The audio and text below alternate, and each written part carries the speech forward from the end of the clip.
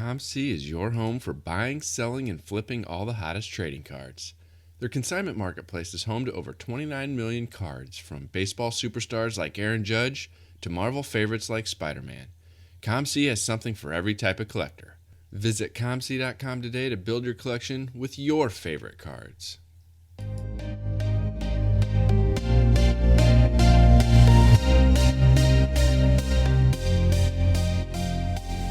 You're listening to the WaxPackHero Sports Card Minute, a podcast where we discuss both the hobby and business sides of collecting.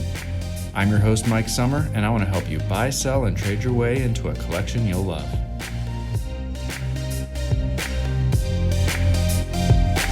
Hello, everybody, and welcome to the WaxPackHero Sports Card Minute. Last weekend, I had a chance to head up to the suburbs of Chicago for the Fall Non-Sports Show, and it was a lot of fun. I took the day off work, I drove up, and I had a chance to shop around. There's probably about 15 or 16 dealers that set up, and probably 40-ish tables, I would say, of non-sports inventory. And that includes entertainment products, garbage pail kids, wacky packages. There's vintage, there's modern, a little bit of wrestling. Some of the folks consider wrestling non-sports, and so there's a little bit of wrestling up there too. And I just got to spend the afternoon looking for some things that I've been wanting from a non-sports perspective. There's one takeaway, though, that I thought I would share, and it is an approach that I used to negotiate for a couple of the cards that I wanted. Now, some of you long-term show attendees, maybe even show dealers, you might have used this strategy or this technique in the past, but for those of you that may not have, or if it's not something you've thought about, I thought this could be some helpful information, a way to add value to you as a listener, and I'm going to call it the add-on technique when it comes to negotiating. And so one of the dealers had two Stranger Things autographs, one of David Harbour and one of Gaten Matarazzo. I don't know exactly how to pronounce his name. Maybe that makes me not so great of a fan, but Dustin from Stranger Things. And those are both two of the more expensive autographs. And so they were asking $675 for those two autos. I offered $500. And the gentleman countered it, said, how about $525? And I said, okay, this might be an opportunity to add on a couple other items that I was interested in on his table. He had another Jonathan Byers relic card from Stranger Things for $15. And I said, well, if I pay $525 for the two autographs, will you throw in the relic card for $10 instead of $15? And he said, yeah, I can do that. And I said, and if I buy all of that, how about throwing in these value sets that you've got at the end of the table? And so he had a lot of base sets at the end of the table, a big box of them that he was asking $250 a piece for. I said, if I buy all those, will you sell me all of those value sets for $1 a piece? And that was something that, he kind of wanted to get rid of anyway. He called them blowout sets. And he said, yeah, we could probably do that. So then I was able to bundle the two big cards with some of the smaller items and get a great price, those value sets for $1. I figured now that Sport Lots has non-sports available to them, I'm going to be basically buying these cards for between 1 and 2 cents a piece at $1 a set. I'm going to be able to sell them for 20 cents or 25 cents a piece on Sport Lots, so that's great.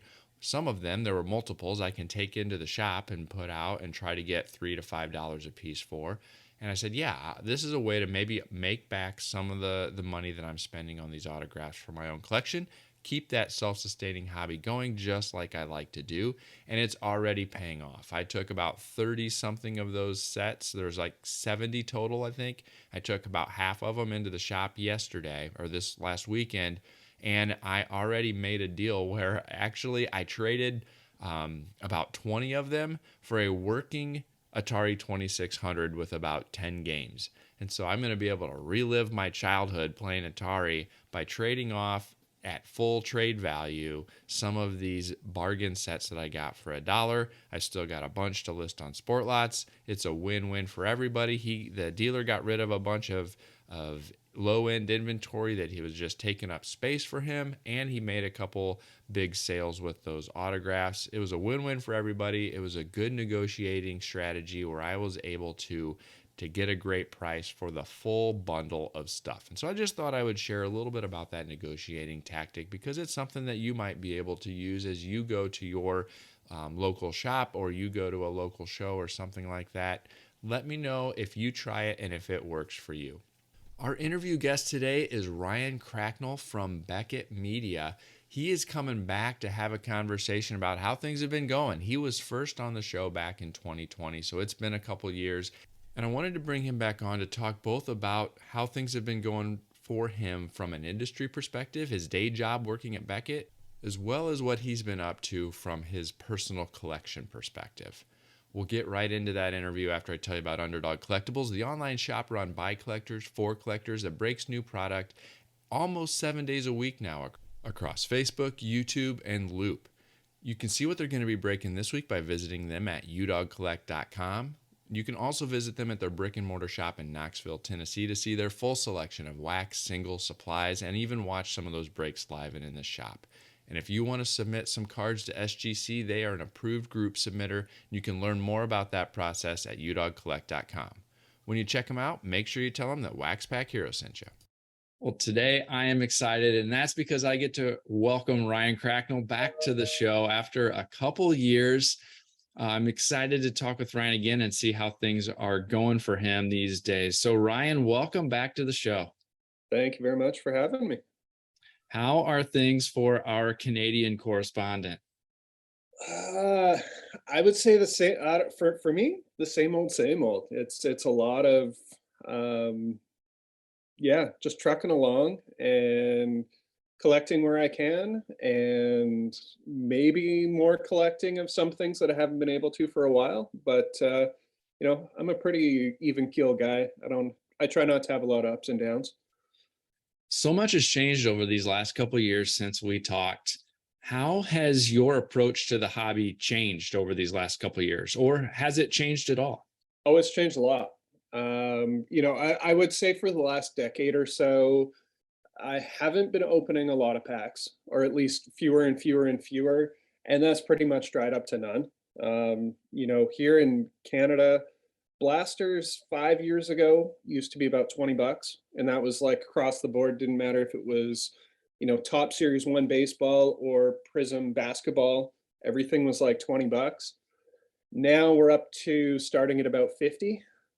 And so it's kind of, for me, the opening of packs has gone from this casual, you can just kind of justify it kind of thing, entertainment, to $50. That's like half a week's groceries for the family kind of thing. And the quality of not the quality of the products, but because print runs have expanded, you're paying way more and you're getting potentially way less. There's still good things in there, but I've always been a worst case scenario kind of guy, rip and wax. And if I'm comfortable just getting a whole bunch of commons and players that don't excite me that much, cool, that's when I buy. And at $50, worst case scenario, it's the balance was off. So I've shifted more and more into singles, just kind of building the sets that I like, things that catch my eye. If I'm buying new stuff, it's a lot of the online things. I've been building the Star Wars living set from the beginning, for example. So stuff like that, and just little things here and there, but a lot of singles, not much new wax, definitely no hobby boxes in a very long time. Any thoughts or tips that this kind of is related to what you mentioned, kind of prompted this idea, but with you being from Canada, one of the biggest complaints that I hear from other fellow Canadian collectors are issues with shipping across the border and some of the extra costs that goes with getting cards from the US to Canada. I know there's been a few enhancements for some of the different marketplaces and platforms that have attempted to maybe help a little bit with that.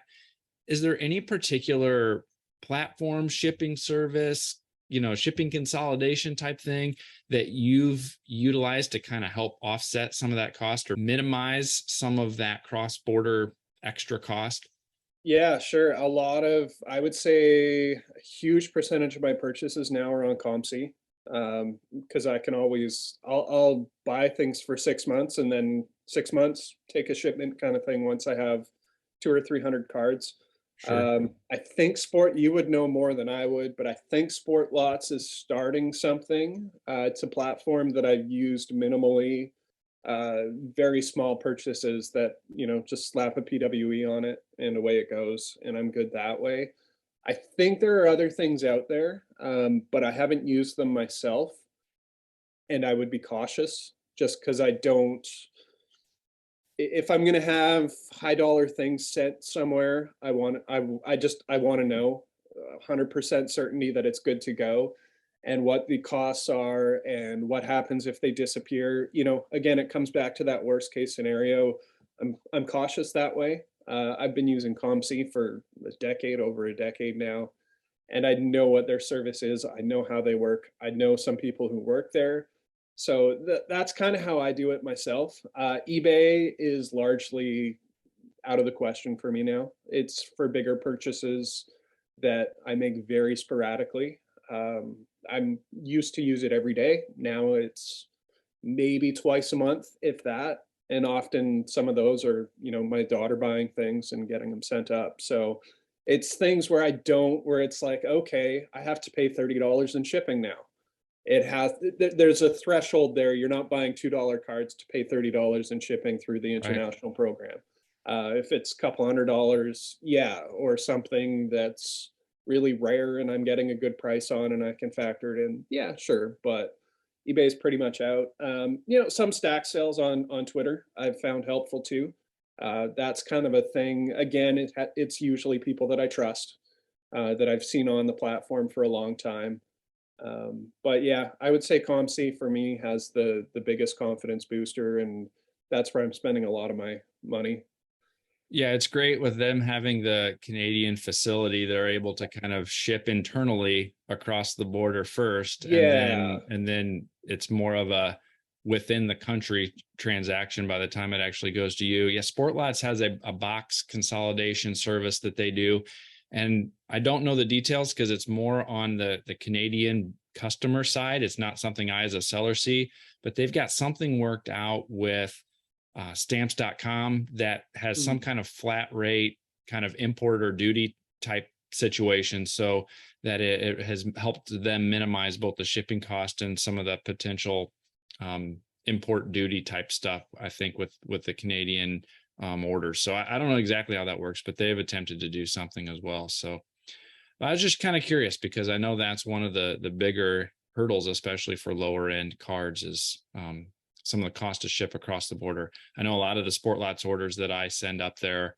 are PWE orders for, $3 or $4 or $5, and I can get away with $1.50 or whatever it is and stamps, and I haven't really had too many issues. So one of the other questions I had for you is, I know you recently attended the industry summit in Las Vegas, and I've heard a lot on social media. I didn't get to go this year. I had attended the last two. I'd heard a lot on social media about the general vibe of the event, and I was just wondering if you had any observations about the overall attitude of the attendees, or the general vibe of what folks were feeling at the event this year. Sure, I can do the best that I can. When I go, it's very different because I'm not a dealer, and it is an event made for dealers. That's the primary audience. That's where a lot of the sessions are geared towards. I would say at the start there was a lot of chit chat over rumors of big industry things that there've been rumors for a while now. So a lot of people were trying to figure out what was going on with those, and whether those were going to happen.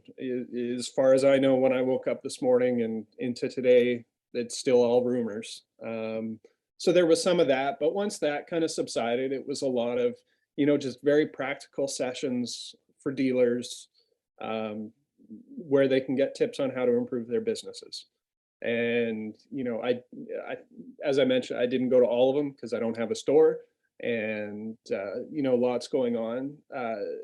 For me, I think one of the things that I always notice whenever I go to is it's just a chance for people who are in the same industry to get together and chat, whether that's chat professionally and share tips, or to catch up. because you don't often have a chance. If you're going to the national for that, you're often behind a table and it's super busy and hectic and crazy and a grind.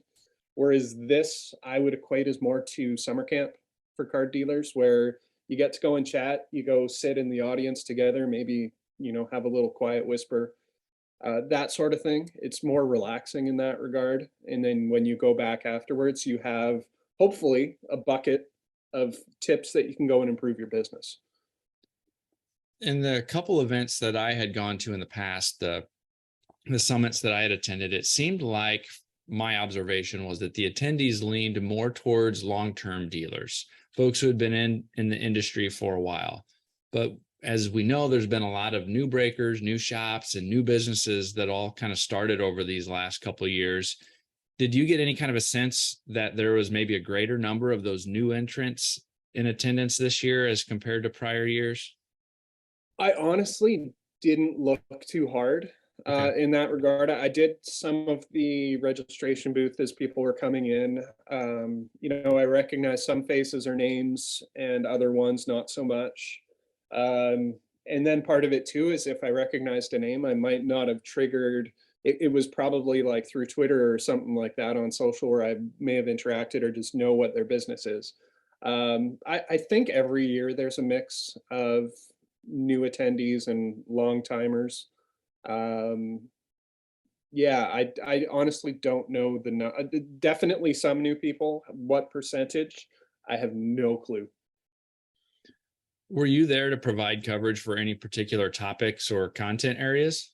I was there just to kind of help out as needed. It's one of those events where occasionally there'll be content to be had. But I think a lot of it is really for the stuff that I do, the audience is the collector, whereas the things that are going on at this event are so strictly dealer focused. It doesn't really, I don't think it speaks to the audience too much, at least that I'm writing to. If you're, wanting to write to help dealers out, absolutely. Tons of content there. But with the amount of hours that I have, or lack thereof, I choose to focus on the end collector and come up with things that way. So did I write a lot? No.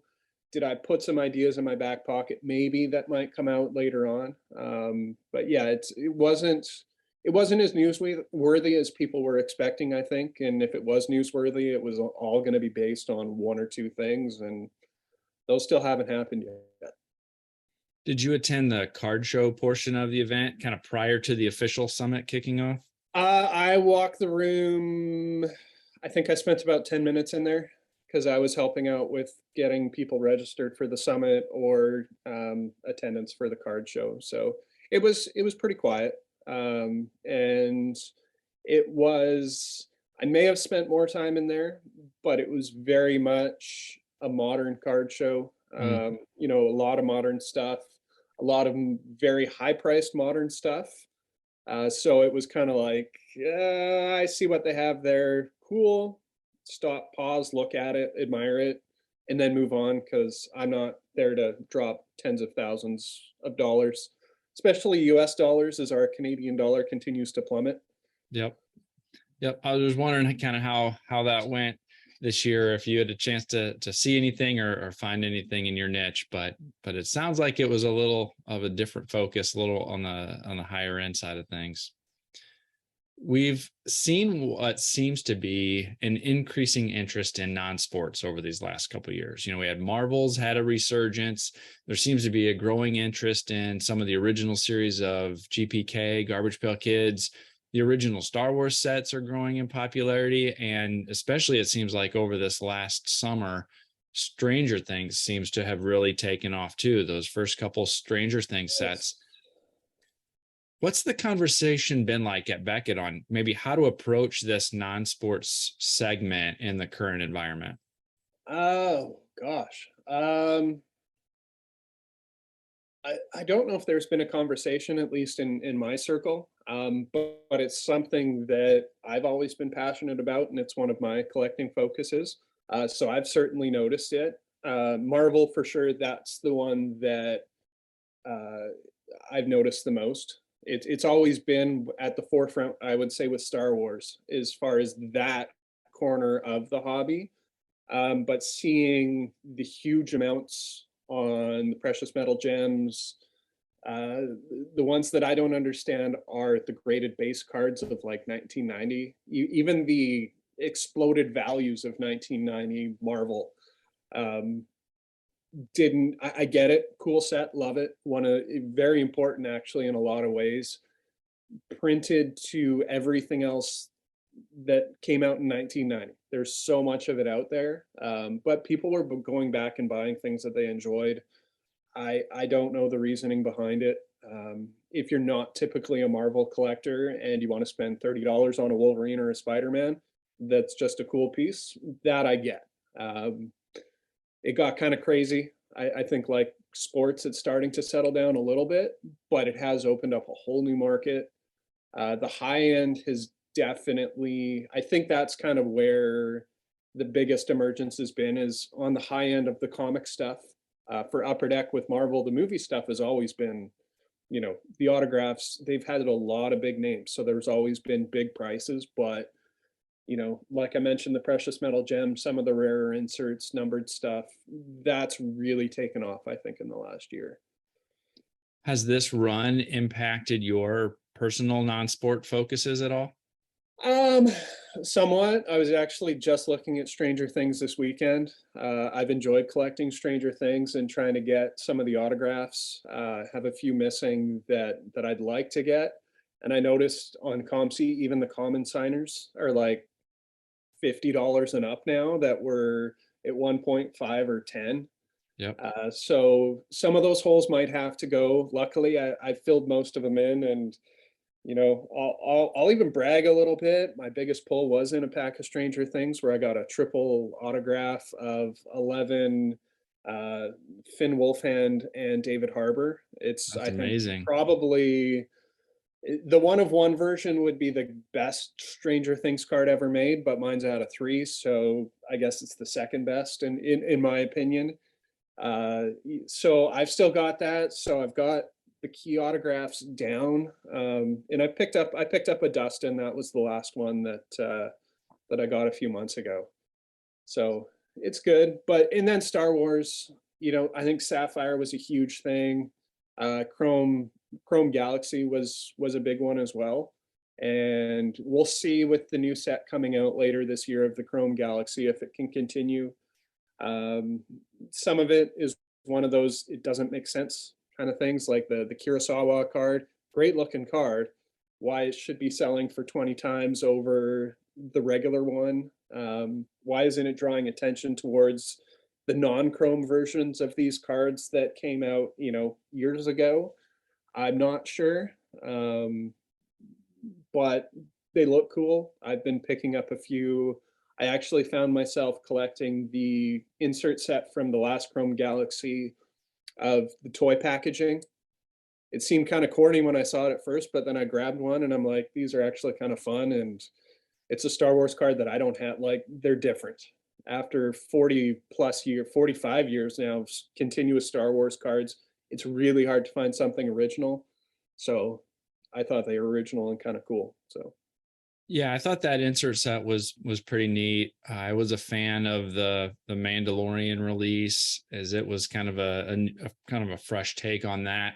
But I had a lot of fun this last year, finally completing the original vintage run of nice. all the Star Wars series, all the Empire Strikes Back, and all the Return of the Jedi original series. And so I was finally able to put that together. Some of them in fairly rough shape. They're not all Yeah. mint, but I had a lot of fun tracking those down and found a ton at this fairly for non-sports. It's a large non-sports show in the Chicago area. That's twice a year. So I went up there, Yeah. and there's a few of those dealers that have just monster box after monster box of every non-sport release that you could imagine. And so I was able to just pick out all of the missing pieces of those Star Wars sets that I needed. So I had a lot of fun putting that one together. Did you binder them up? I did. Yep. I've got them all They look in a great in binder, a and binder.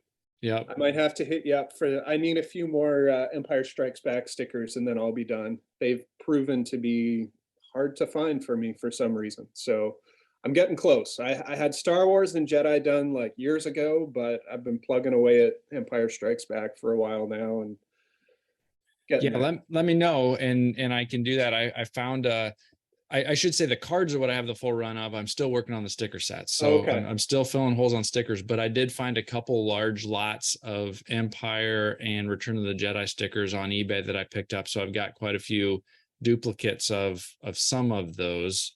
And so we'll talk afterwards, and Sounds you can let good. me know which ones you're needing. We might be able to fill some holes there. One of the other things, I mentioned buying the large lot on eBay. I mentioned having access to these monster boxes full of non-sports when I went to the physical non-sports show.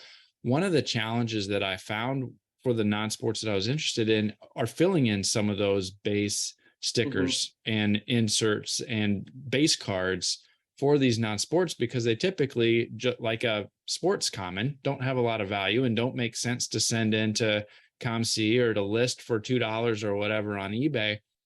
Sportlots has recently started to offer the ability to sell non-sports and buy non-sports through their marketplace.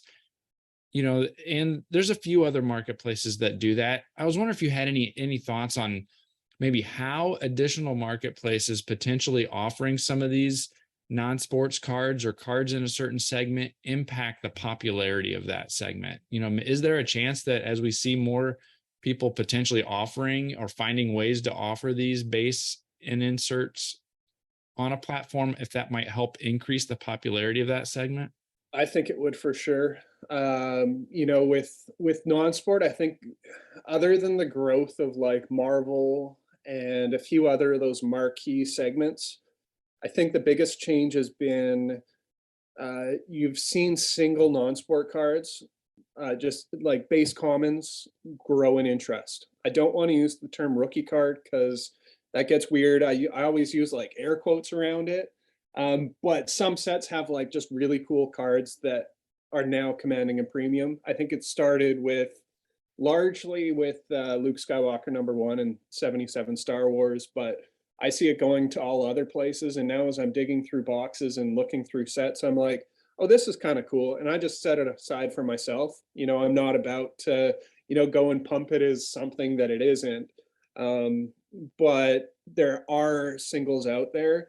Access is key. If, you can give reasonable priced access to things, you're going to open up a whole another market where people are going to go in and fill those sets that they'd started or maybe just started in the first place.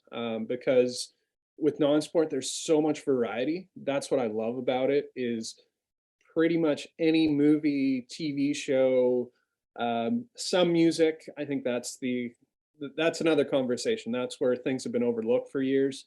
There's something out there, even if it's not connected to that show or movie. Maybe there's a celebrity set or the main star from that movie is in this set over here, stuff like that.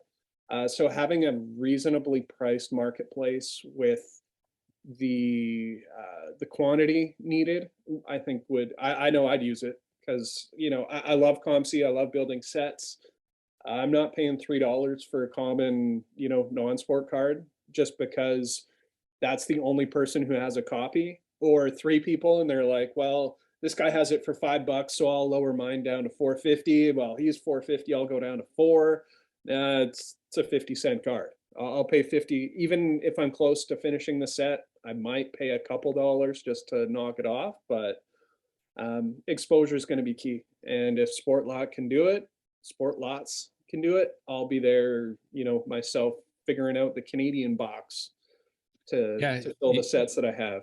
You'll have to check it out. On the last episode of the show, I had the owner on and he was kind of talking about that. And within the first 2 weeks now that's gone live, they've got over 100,000 non-sports listed already in the first 2 weeks. And so you'll have to check that out and see. I'm interested to see how well it does. I know it's gone well for me so far here, even within the first few weeks. And so I was excited to see that. I'd been just kind of saving these boxes of non-sports base off to the side, just waiting for an opportunity to find a place to do something with that and get them in the hands of other collectors who are looking to fill some sets. Well, before we go, I know I always like to give an opportunity for folks to shout out maybe some things that they're on the hunt for, some key pieces for their collection that they've been trying to track down, whether it's just a couple random base or insert cards you've not been able to find, or whether it's something more significant, just in case somebody out there listening knows of where one of those might be available. Anything that you'd like to kind of shout out there that you've been on the hunt for? Let's see here. I'm gonna go to my list. I wasn't prepared for this. Always got to keep you on your toes, you know? Absolutely. And I like to have a good answer. I've been working on an Alf O-Pee-Chee set for a while now. So if anyone has comments from Alf O-Pee-Chee Series 2, not Series 1, not Tops, Series 2, I'm looks like I'm about halfway done that set. It hasn't been one that I've been, looking super closely for, because O-Pee-Chee, when you talk about non-sport commons being kind of hard to find, now flip it to O-Pee-Chee, it's even trickier. Even here in Canada, of all places, I should be able to walk into a store and find them, but no, they were at the corner store and that was it. So Alf Series 2 O-Pee-Chee. Alf Series 2 O-Pee-Chee. Okay, so if anybody out there has those, where can they get in touch with you? Twitter's the easiest way, at Trader Cracks. I grew up, came online to trade, so that's where the trader come from, and my last name's Cracknell, so Trader Cracks is what I adopted in like 1990 something, and I don't really know branding too much, but it seems like one of those things that it's been around too long to change. So at Trader Cracks on Twitter. There you go. Well, if anybody out there has some of those Alf Series 2 O-Pee-Chees, get a hold of Ryan and let him know. Well, Ryan, I appreciate you coming on today, talking a little bit about the Industry Summit, talking a little bit about non-sports. Thanks again for coming on. Thanks for having me. Like the athletes we admire, the Sports Card Shop is changing the game. We're not launching threes, bombing drives, or hitting dingers, but we have built a unique gathering spot for all collectors to trade cards, talk sports, play games, and watch their favorite athletes on the big screens. Yes, we've partnered with Panini, Upper Deck, Leaf, Topps, Fanatics, Pokemon, and others to bring you all the latest in sealed wax and singles. But the Sports Card Shop in New Buffalo, Michigan is much, much more. Our recent expansion brings collectible sneakers, Hot Wheels, and more sports and entertainment memorabilia into the mix. Our new Collector's Cave game room is the perfect place to throw a rip party, bring friends, rip packs, trade cards, play billiards, ping pong, shuffleboard, classic arcade, and Xbox games, all while watching your favorite sport on TV. Visit us at thesportscardshop.com. Follow us on social @_sportscardshop, or better yet, visit us in person to learn about special events, party packages, new products, and everything we're doing for you. The Sports Card Shop, connecting people, sports, and the hobby around the world. I always love catching up with Ryan, and I appreciate him spending a few minutes with us today talking about this hobby we love. Let me know what you think. Reach out to me on Twitter at @TheMikeSummer. Send me an email at WaxPackHero@gmail.com. You can find me on TikTok and Instagram at WaxPackHero. I want to know what you think about this show and other shows, and if you've got any ideas for topics you want to learn more about, just let me know. Well, that is all I have for you today, so I'll catch you next time.